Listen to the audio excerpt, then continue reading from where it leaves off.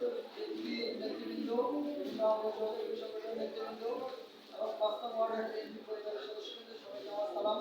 আসসালামু আলাইকুম। আসলে আমার ভাই আব্দুল্লাহ মূলধারায় বলেছেন,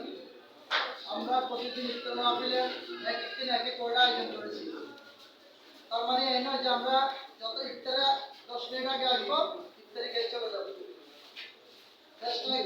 মানে এই আমরা ইফতারি খাওয়ার জন্য এই প্রোগ্রামটা দিয়েছে মূলত আমাদের মধ্যে যে দূরত্ব,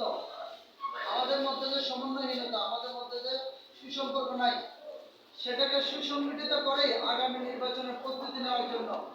আমরা সবাই একত্রিত হয়ে যে 16 বছর একত্রিত হইতে পারি নাই এবং এই ঈদ রমজান বিভিন্ন বিষয়গুলো সুস্থ আনন্দ ভাগাভাগি করতে পারি নাই, সে বিষয়গুলো আলোচনা করে আমরা যেন আগামী নির্বাচনের প্রস্তুতি কিভাবে নিতে পারি,